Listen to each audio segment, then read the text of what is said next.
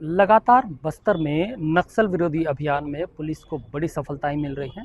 एक बड़ा इलाका जिसे माना जा रहा था कि 2026 तक भी उस इलाके को फोर्स या सरकार फतेह नहीं कर पाएगी, उस इलाके को बहुत ही आसानी से सुरक्षा बल के जवानों ने फतेह कर लिया एक तरीके से। और केंद्रीय गृह मंत्री ने अमित शाह जी ने कहा कि अबुझमाड़ अब नक्सलवाद से पूरी तरीके से मुक्त है। उसी इलाके से लगा जो नेशनल पार्क इलाका है, वहाँ एक बड़ा एनकाउंटर हुआ था जिसमें मद्देड़ एरिया कमेटी के जो इंचार्ज थे वो और पापा राव की वाइफ वो भी मारे गए थे। सर, पूरा घटनाक्रम किस तरीके से था और उस इलाके में अब कितने बड़े नक्सल्स वो वहाँ पे ऑपरेट कर रहे हैं? और ये चूंकि अबुझमाड़ से लगा हुआ इलाका है जिस इलाके में ये इतना बड़ा एनकाउंटर हुआ है, तो क्या अब नेशनल पार्क को भी नक्सल मुक्त माना जा सकता है?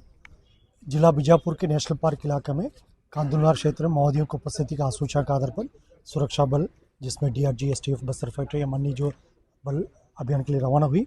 अभियान के दौरान प्रातः 10 बजे से अनेक बार सुरक्षा बल या माओवादियों के बीच मुठभेड़ हुई। मुठभेड़ के बाद इलाका के सर्चिंग में 3 महिला माओवादी सहित कुल 6 माओवादी कैडर का डेड बॉडी रिकवर की गई। उनमें से डिविजनल कमेटी मेंबर बुच्चा उर्फ कन्ना वर्तमान में मध्य डेयरी कमेटी इंचार्ज है।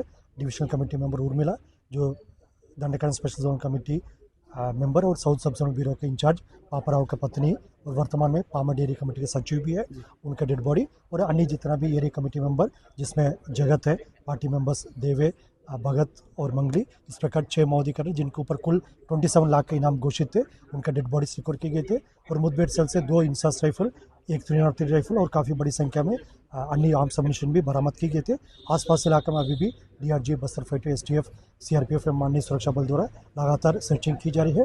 और आने वाले समय में जो माओवादियों के खिलाफ और बेहतर तरीके से और बेहतर रणनीति के साथ हम कार्रवाई करेंगे ताकि नक्सल मुक्त बस्तर, नक्सल मुक्त भारत का एक संकल्प है, उसका पूर्ण करने में हमें सफलता प्राप्त हो सकता है। सर, ये बुच्चन्ना जो था, ये जो डीवीसी वहाँ पे नागेश था या उसकी वाइफ जो मनीला था, इसके साथ करीब बहुत लंबे समय से वो वहाँ पे एक्टिव रहा है। किस तरीके की वारदातों में एक्टिव रहा है? उसका मेन काम क्या होता था? क्या वो फंड रेज करना या किस तरीके का काम रहता है? अब उसको किस तरीके से आप लोग आगे बढ़ाएंगे उसको जांच? डिविजनल कमेटी मेंबर बुच्चा उर्फ कन्ना वर्तमान में मध्य डेयरी कमेटी का इंचार्ज भी है, साथ साथ जो वेस्ट बस्तर डिविजनल माओवादी कार्य का और अन्य जितना भी माओवादी फॉर्मेशन के एक कॉरिडोर लिंक के रूप में है।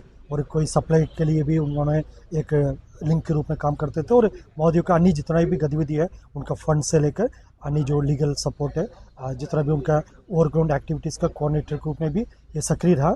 और साथ साथ जो डिविजनल कमेटी मेंबर जो उर्मिला है, जो पापाराव की पत्नी है और वर्तमान में पामेड एरिया कमेटी का सचिव भी है, ये तेलंगाना स्टेट कमेटी और दंडकारण स्पेशल जोनल कमेटी इलाका का एक लिंकिंग कॉर्डर के रूप में ये दोनों एरिया कमेटी काम करते थे। इन दोनों माओवादी कार्य के डेड बॉडी इस मुठभेड़ के पश्चात रिकवर करने से माओवादी संगठन का काफ़ी बड़ी झटका हुआ। उनके जो लिंकिंग कॉरिडोर भी काफ़ी हद तक अभी कमज़ोर हुआ और अन्य जितना भी माओवादी गतिविधि है उसमें काफ़ी हद तक विराम लगाने की पूर्ण संभावना है। सर, 2 एरिया में बात होती है। उत्तर बस्तर में नक्सलवाद खात्मा हुआ या कम हुआ ये कहा जाता है, दक्षिण बस्तर में अभी थोड़ा मजबूत है। सर, तो उत्तर बस्तर और पश्चिम बस्तर जो अपन लोग नेशनल पार्क अबुझमाड़ बता रहे हैं, क्या वहाँ से एक तरीके से पूरी तरीके एलिमिनेट कर पाए हैं आप, या अभी भी वहाँ पे कुछ इलाके हैं, कुछ पॉकेट्स हैं जहाँ पे नक्सल्स या छोटे जो कैडर हैं वो वहाँ पे सक्रिय हैं, काम कर रहे हैं? Dandakaranya special zonal area committee के अंतर्गत उत्तर सब जोनल ब्यूरो और दक्षिण सब जोनल ब्यूरो, 2 सब जोनल ब्यूरो है। इनमें से हाल फिलहाल में उत्तर सब जोनल ब्यूरो का काफ़ी बड़ी संख्या में, जिसमें central committee member Rupesh, DKSRC members Ranita, Rajman Mandavi, Raju सलाम, वेंकटेश और काफ़ी बड़ी संख्या में अन्य जो डिविजनल कमेटी, एरिया कमेटी और PLG कैडर्स ने दिनांक 17 अक्टूबर को जबलपुर में 210 जो माओवादी कैडर ने जो समाज के मुख्य धारा में शामिल हुआ। और कांकर में 26 अक्टूबर को 21 माओवादी कैडर, उसके पूर्व में गढ़चिरौली सीमावर्ती राज्य में ब्यूरो मेंबर वेणुगोपाल और अन्य 60 माओवादी कैडर ने समाज के मुख्य धारा में शामिल हुआ। इस प्रकार लगभग 300 माओवादी कैडर और 250 से अधिक वेपन के साथ, जिसमें AK-47 इंसास, LMG, SLR, इस प्रकार ग्रेडेड वेपन्स भी शामिल है। इस प्रकार नॉर्थ सब जोनल ब्यूरो का लगभग काफ़ी बड़ी संख्या में माओवादी कैडर इंसास छोड़कर समाज के मुख्य धारा में शामिल हो गए। शेष साउथ सब जोनल ब्यूरो में अभी भी वेस्ट बस्तर डिवीजन में, दक्षिण बस्तर डिवीजन में और दरबा इलाके में कुछ माओवादी कैडर अभी भी सक्रिय है। उनके बारे में भी लगातार हम आज सूचना प्राप्त करके अभियान संचालित करके, जिसके परिणाम अभी 2 दिन पहले नेशनल पार्क एरिया में हम 6 माओवादी कैडर का डेड बॉडी रिकवर कर पाए थे। आने वाले समय में भी हमारा इस दिशा में प्रयास लगातार जारी रहेगा। हमारा अभियान नियमित रूप से संचालित होगा। माओवादी कैडर के पास अभी मात्र एक ही विकल्प है, हिंसा छोड़कर समाज की मुख्य धारा में शामिल होने के लिए सामने आना चाहिए, अन्यथा हमारा अभियान का परिणाम उनको सामने करना पड़ जाएगा। सर अब लगभग कितने वेपन्स और किस तरीके के वेपन्स जो नक्सली हैं उन कैसे बरामद अपन किए हैं सर? जैसा वर्तमान की परिस्थिति में माओवादी कैडर्स का लीडरशिप भी काफ़ी संख्या कम हो गई है, जिसमें बार बार हम नाम भी लेते हैं।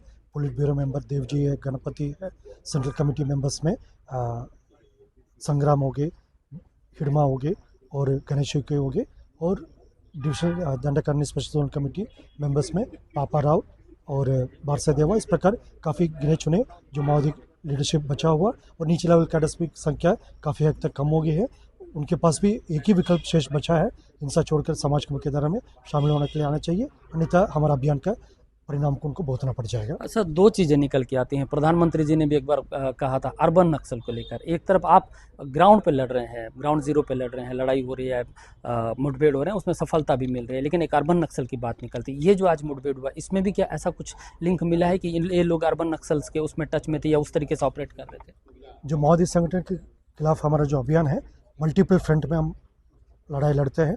इसमें जंगल के अंदर ऑपरेशंस है, दूसरी ओर उनके सपोर्टिंग इकोसिस्टम है, जिसमें उनका सप्लाई नेटवर्क हो गए, अर्बन सपोर्ट सिस्टम हो गए, अन्य जितना भी उनका जो लॉजिस्टिक सप्लाई सिस्टम हो गए, इन सब के ऊपर भी हम प्रभावी रूप से कार्रवाई करने, जिसके परिणाम अभी काफ़ी मॉड्यूल्स को भी हमने ध्वस्त किया है।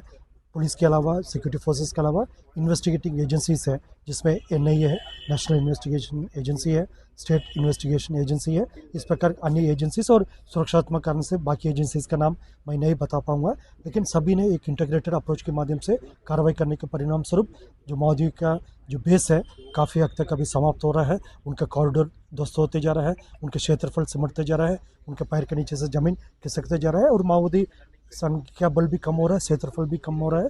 इसलिए माओवादी के खिलाफ हम सभी फ्रंट में लगातार कार्रवाई किया, जिसके परिणाम सबके सामने, और आने वाला समय में शेष जो उनके जितना भी सपोर्ट सिस्टम है, यदि जंगल में हो गए या रूरल इलाका में हो गए या अर्बन क्षेत्र में हो गए, सभी के खिलाफ हम प्रभावी रूप से कार्रवाई करेगा। सर, गरियाबंद में और आपका अबुझमाड़ इलाके में बड़े जो नक्सल लीडर्स हैं, या तो उनको मार गिराया गया या फिर उन्होंने सरेंडर किया है।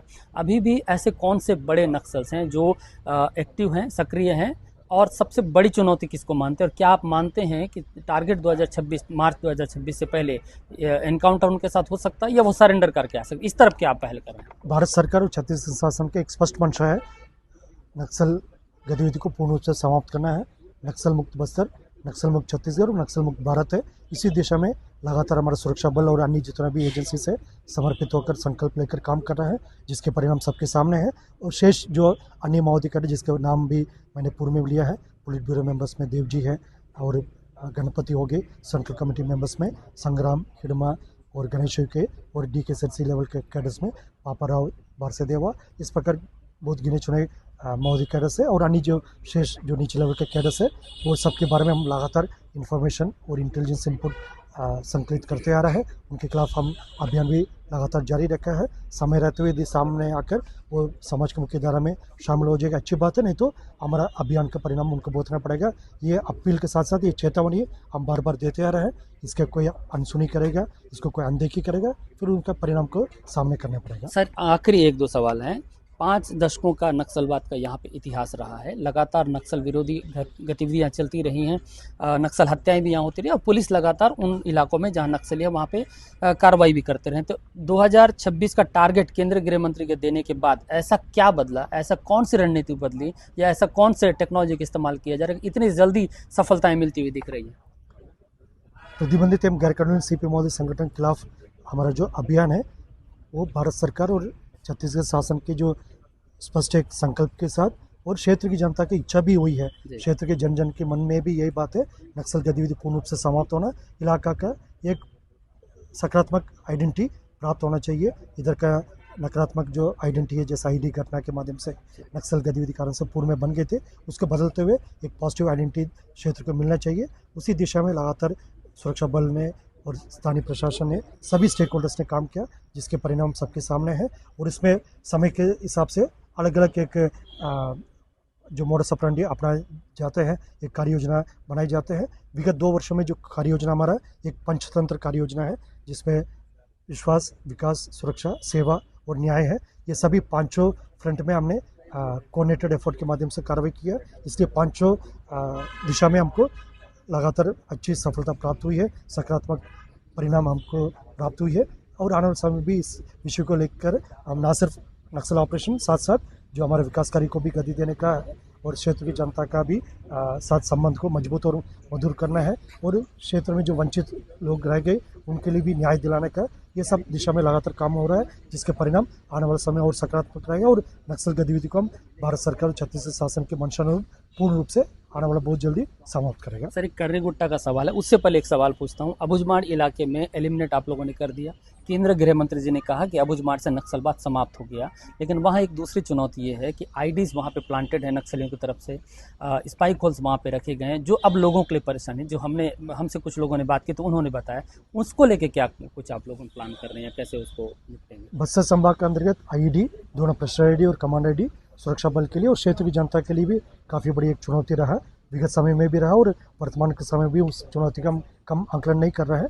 और इस आईडी को डिटेक्ट करने के डिफ्यूज़ करने के लिए हमारे पास अवेलेबल टेक्नोलॉजी है और इंटेलिजेंस इनपुट। इसी आधार पर वर्ष 2025 में अब तक 805 आईडी को सुरक्षा बल द्वारा घटना होने के पहले आइडेंटिफाई करके उसको डिफ्यूज़ किया और जैसे इसके पूर्व में प्रतिवर्ष ऑन एन एवरेज 150-200 आईडी को आइडेंटिफाई करके डिफ्यूज़ की जाती, लेकिन वर्ष 2025 में जो काफ़ी बड़ी संख्या में आईडीज़ को हमने आइडेंटिफाई करके उसको घटना होने के पहले उसको डिफ्यूज़ की गई और हमारे समय में और इस दिशा में लगातार काम करते हुए जो अन्य जितना भी जो आईडीज़ अभी भी एक्टिव है, आईडीज़ का जो सप्लाई सिस्टम है, उनके जो जितना भी कॉम्पोनेंट का जो नेटवर्क है उस सब में भी हम कार्रवाई करते हुए आईडी की चुनौती को पूर्ण रूप से इलाके में समाप्त करने के खासतौर पर करागुटला हिल्स में भी है और अन्य जितना भी दंडकारण्य एरिया में जो आईडी से उसको पूर्ण रूप से निष्क्रिय करके क्षेत्र की जनता का आईडी के आतंक से मुक्ति दिलाने के लिए हमारा प्रयास जारी रहेगा। सर, कर्रे गुट्टा में अभी पूरी तरीके से क्या हुआ, नक्सल कैडर वहाँ से एलिमिनेट कर दिया गया, एक चीज़। दूसरा, अब कितने नक्सली साउथ बस्तर में या पूरे बस्तर रीजन में, बीजापुर में, जहां आप मानते हैं वहां सक्रिय हैं, कितने की तादाद में नक्सली होंगे, अगर कोई फिगर आप बता पाएँ? जैसे नक्सल संख्या काफ़ी हद तक अभी कम हो गई है, मात्र गिने चुने जो कैडर्स टॉप लीडरशिप से लेकर नीचे लेवल का पीएलजी कैडर तक अभी भी बंदूक लेकर इलाके में किसी न किसी घटना को अंजाम देने के लिए साजिश रच रहे हैं, उनके बारे में हमारे पास स्पष्ट आसूचना है। मात्र गिने चुने जो कैडर्स अभी शेष बचा हुआ उनके खिलाफ भी हम लगातार स्पष्ट रूप से आसूचनाएँ आधारित अभियान संचालित कर रहे हैं, उसका परिणाम भी सबके सामने है और शेष जो माओवादी कैडर्स जो समाज की मुख्यधारा में शामिल होने के लिए सामने रहे तो उनको भी हम स्वागत करके उनको पुनर्वास के लिए भी सभी प्रकार का कार्रवाई भी लगातार जारी रहा और कुल मिलाकर आने वाला बहुत जल्दी माओवादी गतिविधि बस्तर संभाग के अंतर्गत पूर्ण रूप से समाप्त होगा। इसी दिशा में लगातार हमारा प्रयास जारी और इसमें हमको सकारात्मक परिणाम भी देखने के लिए मिलेगा। आमने सामने की लड़ाई में नक्सली कम दिख रहे हैं, लेकिन स्मॉल एक्शन टीम को चुनौती मानते हैं, जिस तरीके से हत्याओं को अंजाम दे रहे हैं। अभी उन्होंने नेलाकार में 2 ग्रामीणों की हत्या की थी। ये माओवादियों की कमजोरी के निशान है। यदि कोई निर्दोष ग्रामीण को टारगेट कर रहा है या कोई स्मॉल एक्शन टीम के माध्यम से क्षेत्र में किसी प्रकार को कोई क्षेत्र की जनता के जान माल को नुकसान पहुंचाने की कोशिश कर रहा है, ये उनके ताकत के निशान नहीं, उनके कमजोरी के निशान है। माओवादी तभी नेतृत्व होते, दिशाहीन होते और मनोबल उनके गिरे रहते, तभी इस प्रकार की घटना को अंजाम देते। इसलिए इस प्रकार की घटनाओं को भी पूर्ण रूप से आने वाले समय में समाप्त करेगा। बिल्कुल माओवादियों का नाम और निशान बस्तर संभाग के अंतर्गत मिट जाएगा। उसी दिशा में लगातार हमारा प्रयास जारी है और इसका परिणाम भी बहुत जल्दी सामने आएगा। सर, नक्सल मुक्त बस्तर और टारगेट 2026 का टॉप प्रायोरिटी में क्या हिडमा है, उसी को लेके फोकस करके रणनीतियाँ बनाई जा रही है?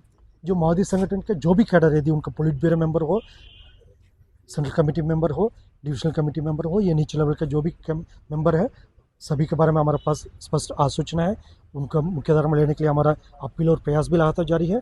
यदि उसका अनदेखी करेगा, अनसुनी करेगा, वो जो भी होगा, यदि हिडमा हो, भारसे देव हो या पापारा हो या अन्य जितना भी कैडर से, फिर हमारा अभियान के जो परिणाम को उनको सामने करना पड़ जाएगा।